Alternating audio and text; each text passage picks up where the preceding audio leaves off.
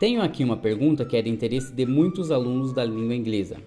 Por que a conjugação verbal chamada Present Perfect parece ser algo que o aluno estuda, mas parece que nunca compreende? Mark Question, hoje você está de parabéns por essa sua pergunta. Acredite, esta sua pergunta é o calcanhar de Aquiles de muitas pessoas e talvez do mundo inteiro, talvez dos estudantes da língua inglesa do mundo inteiro, pela seguinte razão. Essa nomenclatura chamada Present Perfect, na verdade, um dos grandes erros é explicá-la de forma diluída. E o aluno só vai compreender o Present Perfect quando houver uma explicação comparativa. Por quê? Porque existe uma nomenclatura chamada Present Perfect, mas na verdade esse Present Perfect, ele pertence ao tempo presente e a um outro Present Perfect com a mesma nomenclatura, chamada também Present Perfect, e que pertence ao tempo passado. Vamos voltar ao tempo presente. Se você encontra uma nomenclatura chamada Present Perfect no tempo presente, a lógica e a racionalidade é a mesma que temos no português. Por exemplo, se eu falo para você, eu tenho andado muito ultimamente. I have worked very much during the last 10 years. O que você entende por eu tenho andado muito? Você fala assim também no português.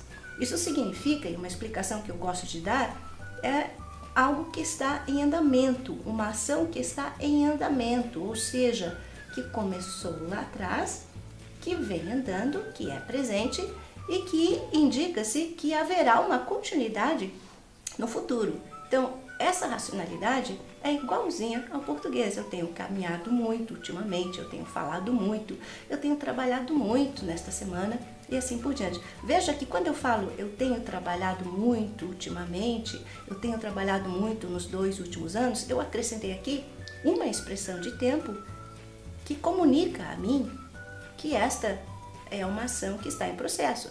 Quando eu falo que tenho trabalhado muito por 2 anos, eu estou passando a você o recado de que há 2 anos atrás eu comecei a trabalhar e venho trabalhando e indico que continuarei trabalhando. O bicho começa a pegar, veja bem, Mark Question, aqui é o calcanhar de Aquiles. Agora vamos para o tempo passado. No português, para nós brasileiros, não faz diferença eu falar eu trabalhei ontem, aonde eu identifico exatamente quando eu trabalhei ontem, cheguei ontem, terminei o projeto ontem. Como também não faz diferença, eu vou usar o mesmo verbo se eu ligo para você e falo, olha, cheguei, trabalhei. Aqui eu usei o mesmo verbo, a mesma conjugação verbal. Na língua inglesa, escreve-se diferente quando eu falo eu trabalhei ontem e eu menciono o tempo quando a ação aconteceu e terminou. Cheguei ontem, terminei o projeto ontem. E escreve-se diferente quando eu falo eu cheguei, eu trabalhei.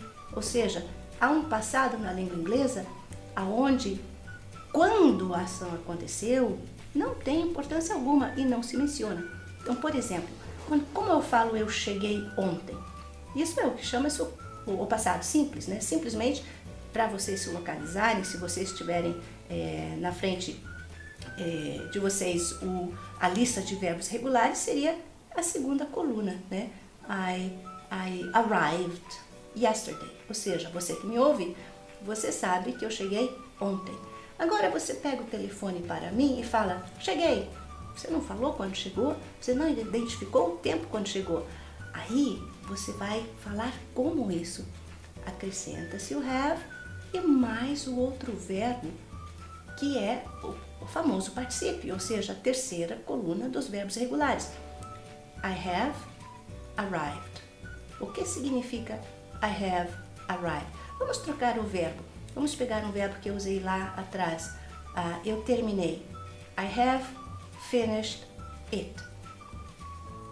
Quando eu formulei essa frase, eu terminei isso, eu não identifiquei para você quando eu terminei. Esta construção aqui, I have finished, não significa eu tenho terminado. Isso significa eu terminei.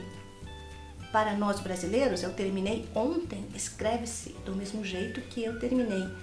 para os nativos da língua inglesa, eu terminei ontem, é um só verbo. I finished yesterday. Eu terminei sem identificar quando a ação aconteceu, eu coloco 2 verbos, o have mais outro verbo no particípio, que é I have finished, que significa eu terminei, que não tem nada a ver com o present perfect lá do tempo presente, onde eu incluo uma expressão de tempo que indica que algo está em andamento. Por exemplo, eu tenho trabalhado muito por 2 anos. I have worked a lot for 2 years. Mas veja, esta é uma aula que precisa, essa é uma explicação que precisa de exercícios, conversação, interação.